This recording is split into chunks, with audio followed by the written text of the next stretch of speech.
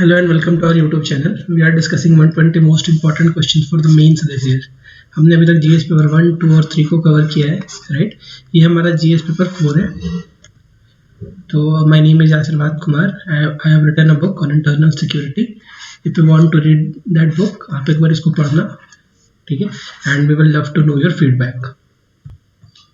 Now, coming to the next question जो हम लोग को डिस्कस करना है, ये है इमोशनल इंटेलिजेंस के बारे में. अब तक हम लोगों ने 8 टॉपिक्स को डिस्कस कर चुके हैं. ये हमारा क्वेश्चन नंबर 9 है और इसमें अपन इमोशनल इंटेलिजेंस के बारे में डिस्कस करेंगे. Emotional intelligence is one of the most important topic, reason being कि एटलीस्ट एक थियरी में और एक आपके केस स्टडी में क्वेश्चन पूछा जाता है. तो क्वेश्चन आपसे बहुत सिंपल है. ये पूछ रहा है कि what do you understand by emotional intelligence and what are its component. मतलब इमोशनल इंटेलिजेंस के बारे में आप बताएं और उसके कंपोनेंट्स के बारे में बताएं. चलो, तो सबसे पहले अपन वही जो अपना बेसिक फ्रेमवर्क है आंसर को एड्रेस करने का, will have intro, then we have body, then we have conclusion. तो इंट्रो में तो वी कैन राइट कि इमोशनल इंटेलिजेंस क्या है. Emotional intelligence is the ability of an individual to identify one's emotions and of others and apply them in thought and action, regulate and manage them. कहने का मतलब कुछ नहीं है. जैसे इमोशनल इंटेलिजेंस में आप क्या करते हैं, आप इमोशंस को मैनेज करते हैं, रेगुलेट करते हैं, ठीक है? और ये इमोशंस खुद के भी होते हैं, सेल्फ के भी होते हैं और अदर्स के भी होते हैं. यही होता है इमोशनल इंटेलिजेंस. एक इसमें एरिस्टोटल का कोट है. आप इथिक्स वाले पेपर में ना कोट्स को बहुत ज़्यादा यूज कर सकते हैं. एरिस्टोटल का एक कोट है, anyone can become angry, that's easy, but to be angry with right person at right time for the right purpose, that is not within everyone's power and that's not easy. ठीक है, तो ये आपका क्या है, ये आपका emotional intelligence बता रहा है ना कि सही टाइम पे, सही जगह पे, सही लोग के साथ you have to use your emotion. Anger क्या है? Anger is a type of emotion ना. Anger is a type of emotion ना. Anger is a type of emotion. अब anger is a type of emotion, तो उस anger को manage करना, उस एंगर को सही इंटेंसिटी में, सही फ्रीक्वेंसी में, सही टाइम पे शो करना, ये सबके बस की बात नहीं है. और जिसने इसको ढंग से किया, that person is emotionally intelligent. देखो, अगर आपको लाइफ के स्फेयर में सक्सेसफुल होना है तो आपको अपने इमोशंस को चैनलाइज करना ही पड़ेगा. इट्स वेरी वेरी इंपॉर्टेंट, ठीक है? अगर जिसने इमोशंस को मैनेज करना सीख लिया, ठीक है, तो वो लाइफ में सक्सेसफुल हो जाएगा. देखो, अब तक तो केवल ये माना जाता था कि वो डिग्रीज आर इंपॉर्टेंट. आज के 10 साल 12 साल पहले ये माना जाता था कि वो डिग्रीज आर इंपॉर्टेंट, ठीक है? जो भी ऑर्गेनाइजेशंस होते थे वो अपने एम्प्लॉय के इमोशनल इंटेलिजेंस को चेक नहीं करते थे. बट अब ट्रेंड चेंज हो रहा है. सिंस जो अर्थमेटिक काम है, राइट, जो अर्थमेटिक काम है, ये तो अपन टेक्नोलॉजी की हेल्प से कर सकते हैं. But at the same time emotions को मैनेज करने के लिए, रेगुलेट करने के लिए टेक्नोलॉजी तो यूज नहीं की जा सकती है, ठीक है? तो अब जो ऑर्गेनाइजेशन में इम्प्लॉइज का नया पैरामीटर इंट्रोड्यूस किया गया है, वो उनके इमोशनल इंटेलिजेंस को भी इंट्रोड्यूस किया गया है. सिविल सर्विसेज के एग्जाम में, यूपीएससी में भी इसको इंट्रोड्यूस करने के पीछे यही रीजन था, because at the end of the day when you are in the field, you are going to manage emotions. कभी आपको फार्म प्रोटेस्ट देखने को मिलेगा, कभी आपको किसी एक्सीडेंट पे प्रोटेस्ट देखने को मिलेगा, कभी आपको किसी बिल पे प्रोटेस्ट देखने को मिलेगा, कभी आपको किसी और चीज के डिमांड पे प्रोटेस्ट देखने को मिलेगा. तो in such a situation what you have to do, you have to manage your emotions. आपको पता होना चाहिए कि कहाँ फोर्स यूज करना है, कितना फोर्स यूज करना है और कितने इंटेंसिटी के साथ फोर्स यूज करना है, राइट? तो ये सारी बातें आपको समझनी चाहिए और ये आपको आंसर में लिखना होगा. मतलब इसको आप लिख सकते हो कि फील्ड में भी आपको इस चीज की जरूरत है. तो इमोशनल इंटेलिजेंस का जो यूज है वो सिविल सर्वेंट के लिए तो और ज्यादा बढ़ जाता है. नाउ, जो कंपोनेंट्स की बात हो रही है वो है सबसे पहला सेल्फ अवेयरनेस. सेल्फ अवेयरनेस के बारे में मुझे पता होना चाहिए ना, मेरा खुद का स्ट्रेंथ क्या है, मेरे खुद की वीकनेसेस क्या है. अगर किसी कंपनी के मैनेजर अगर कॉम्पिटेंट है तो उसको पता है कि कौन सा एम्प्लॉय का कौन सा बिहेवियर सही है, ठीक है, उसका कौन सा बिहेवियर सही है, ठीक है, ठीक है, कब वहां पे डिसीजन लेने में उससे गलती हो सकती है. तो अगर उसको पता होगा कि मुझे इस सिचुएशन में डिसीजन लेने में गलती हो सकती है, तो वहां पे डिसीजन को अवॉइड करेगा. This is how he managed his emotion. अगर आप धोनी की बात करोगे तो धोनी को स्ट्रेंथ पता है ना कि उसे पढ़ना है, उसके रेलवे में उनको ना रेलवे में नौकरी करनी है, और ना ही मतलब वो पढ़ाई कर सकते हैं, ठीक है। और रांची में जब मैं था तो मेरा घर और धोनी का घर ऑलमोस्ट 1 किलोमीटर का डिस्टेंस पे था, ठीक है। तो we are a big Dhoni fan. खैर एनी हाउ, तो ये बातें पता होनी चाहिए कि धोनी ने अपने इमोशंस को बहुत बेहतर ढंग से मैनेज किया, राइट। आपको याद है 2007 का वर्ल्ड कप, तब तक तो धोनी बस एक यंगस्टर थे, और ठीक है, वहां पे जो फाइनल मैच था पाकिस्तान के साथ, जो पहला मैच भी था पाकिस्तान के साथ, उसमें जो इमोशन का कंट्रोल किया, जिस टीम के कैप्टन ने इमोशनली खुद को स्ट्रांग रखा, वही टीम जीती, चाहे वो बॉल आउट हो आपका या फिर आपका जो फाइनल में जो श्रीशांत ने कैच किया था, राइट। तो ये सारी चीजें इंपॉर्टेंट है, ये सारी चीजें आप इन लोगों से सीख सकते हो, इमोशंस को मैनेज करना। And Dhoni is a great leader in fact, right. दूसरा है आपका सेल्फ रेगुलेशन। सेल्फ रेगुलेशन का यही मतलब कि आपको अवेयर तो होना पड़ेगा, बट उस इमोशन को भी तो रेगुलेट करना पड़ेगा, और उसको कैसे इफेक्टिवली रेगुलेट करना पड़ेगा, ठीक है। इसमें ट्रस्ट वर्दीनेस होता है, इंटीग्रिटी होता है, सेल्फ कंट्रोल होता है, एबिलिटी टू अडेप्ट होता है, ओपननेस टू चेंज होता है। तुम किसी भी लीडर को देख लो, इंटीग्रिटी बहुत हाई होती है, सेल्फ कंट्रोल बहुत हाई होता है, एबिलिटी टू अडेप्ट बहुत हाई होता है, ओपननेस टू चेंज भी होता है।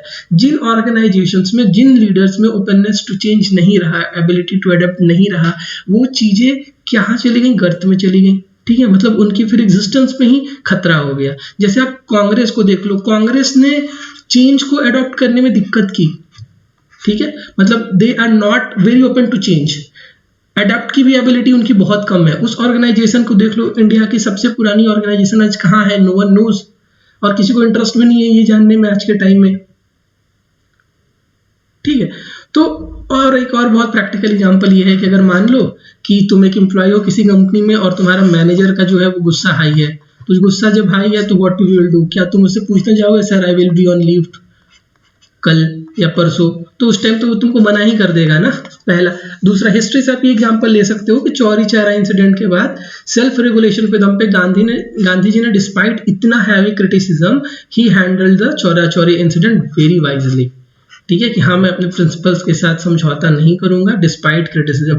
And Gandhi was not that much large figure in 1922 जितने वो 1947 में थे, राइट। तो ये सारी बातें आपको लिखनी है। फिर आपका इंटरनल मोटिवेशन। इंटरनल मोटिवेशन ये होता है कि it is beyond money and status, क्या आप सीरियसली उस काम को करना चाह भी रहे हैं कि नहीं, ठीक है। उसके बाद जैसे कोविड-19 पैंडेमिक में बहुत सारे डॉक्टर्स ने बहुत ज़्यादा स्ट्रेस लेके अपने आप को इंटरनली मोटिवेट रखा और पेशेंट को ट्रीट किया है, राइट। मतलब that was a perfect example of professionalism, perfect example of devotion of public duty, ठीक है। तो ये सारे फ्रेजेस आप कोट कर सकते हो। उसके बाद इम्पैथी होनी चाहिए। इम्पैथी और सिंपैथी आपको पता है कि आप चेंज लाओ अगर किसी के लाइफ में वो दिक्कत है और आप कंसर्न हो उससे। तो जैसे ट्राइब्स की कस्टमरी वैल्यूज होती हैं जो गवर्नमेंट के रूल्स के कॉन्ट्राडिक्टरी आती है, तो जो पब्लिक सर्वेंट होगा अगर वो इम्पैथी शो करता है तो वो उनके सर्वाइवल के लिए कुछ मिडिल वे निकालेगा, ठीक है। हो सकता है कि वो लेजिस्लेचर से बात करके, अपने सांसद से बात करके, अपने विधायक से बात करके जो भी रूल्स हैं उसको मॉडिफाई कराने की कोशिश करे और एक सब क्लॉज डाला जाए कि दिस इज, मतलब इस हद तक डिग्री या फ्रीडम और ट्राइबल पीपल अवेल कर सकते हैं। देखो, इम्पैथी की वजह से Nelson Mandela was able to recognise the common humanity in all people even in his enemy. जब 1994 के आसपास मंडेला को प्रेसिडेंट बने तो फिर जो उनके इनेमीज भी थे उनको भी कोई दिक्कत नहीं हुई, ठीक है। And Mandela is a great figure. आप इसको एथिक्स आंसर में 2-3 जगह यूज कर सकते हो। एक जगह तो ह्यूमैनिटी वाले में, दूसरा लीडरशिप में, और तीसरा इंटीग्रिटी वाले चीज़ों में इनको यूज कर सकते हो। फिर जो नेक्स्ट कंपोनेंट है वो है सोशल स्किल। सोशल स्किल का ये मतलब उसे रिलेशनशिप हैंडल करने आना चाहिए, सोशल नेटवर्क्स बनाने आने चाहिए, कॉमन ग्राउंड खोजना चाहिए, ठीक है। जैसे देखो, अगर कोई मॉब है जो जस्टिस फॉर रेप विक्टिम के लिए प्रोटेस्ट कर रहा है, तो सिविल सर्वेंट अगर कोई ऐसा है और उसने लाठी चार्ज को दिया तो फिर ये बहुत गड़बड़ है ना, समझ में आ रहा है। वहाँ पे क्या होना चाहिए, वहाँ पे पब्लिक एंगर को आप समझो, आप उनके हिसाब से बात करो, आपको ये प्रॉमिस करके आना चाहिए और लिटरली ये डिलीवर करके आना चाहिए कि with in stimulated time 30 to 40 days fast track courts चला के हम लोग इसको सजा दिलवाएंगे। जैसे अलीगढ़ एसएसपी आकाश कुलकर्णी थे, he walked unarmed into the crowd of protester and appealed the student to remain peaceful while recognising their right to protest. ठीक है, तो ये सारे कुछ कुछ रियल लाइफ एग्जांपल्स हैं। देखो ये आपके रियल लाइफ एग्जांपल हैं जो आपके बाकियों के आंसर से डिफरेंट बनाएंगे and you will get good marks, right. तो जो क्वेश्चन पूछ रहा था कि क्या समझते हो, क्या कंपोनेंट है, हमने डिस्कस कर लिया। Now coming to question number 10। Question number 10 में आपसे पूछ रहा है बेटा कि discuss the role of emotional intelligence in decision making specially with respect to civil servant. जो यूपीएससी की सिविल सर्वेंट मतलब सिविल सर्वेंट जो है, जो आपकी प्रिपरेशन जो कर रहे हो, इन लोगों के लिए इमोशनल इंटेलिजेंस कैसे अलग है, क्या मतलब क्या रोल है। हमने इसके पहले इमोशनल इंटेलिजेंस देखा, हमने इसके कंपोनेंट देखे, हमने बहुत सारे कंपोनेंट उसमें ये भी देखे जो सिविल सर्वेंट के लिए इंपॉर्टेंट है। तो ये क्वेश्चंस तो आप अब तो कर ही लोगे, बट फिर भी चलो लेट्स गेट डिस्कस। सबसे पहला जो चीज है वो तो रोल की क्लैरिटी होती है। अगर कोई इमोशनली सिविल सर्वेंट है उसको पता है what I have to do, ठीक है। और जब रोल क्लैरिटी है तो उसको अपने ये पता है कि मेरा personal interest is below public interest, मतलब public interest is ever personal interest. और ऐसे सिचुएशन में जो करप्शन जैसे इंसिडेंट्स है उसमें उसकी इन्वॉल्वमेंट कम होगी, नहीं होगी। दूसरा है सेल्फ रेगुलेशन। सेल्फ रेगुलेशन अगर है तो आप low level of corruption, highest level of integrity को शो करोगे, आपकी ग्रीड कम रहेगी। अशोक खेमका सर थे इसके एग्जाम्पल। उसके बाद ऑब्जेक्टिविटी एंड इम्पार्शियलिटी। अगर इमोशनली इंटेलिजेंट आदमी है तो उसको पता है कि objectivity is the basic need of public service, impartiality is the basic need of public service. Motivated रहेगा, राइट, ग्राउंड वर्क करने में मजा आएगा, फील्ड वर्क करने में मजा आएगा। He is not care too much about postings and transverse.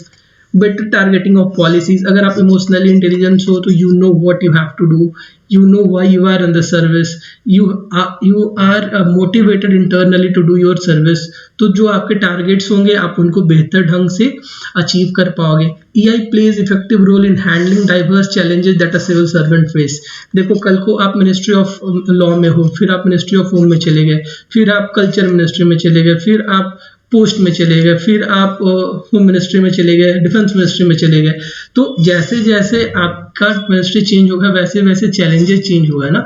In such a changing scenario you have to be very proactive, you have to be very emotionally intelligent कि जो चैलेंजेस हैं different ministry में आप उसको बेहतर ढंग से address कर पाओ, राइट। तो this was it for today's video. हमने इमोशनल इंटेलिजेंस के टॉपिक को बहुत अच्छे से कवर किया और आई होप कि इस दोनों में से एक क्वेश्चन तो आएगा ही आएगा एग्जाम में। हमने इतना कंटेंट आपको प्रोवाइड कर दिया है कि you will address the question और एक case study of emotional intelligence. So thanks for listening, thank you all.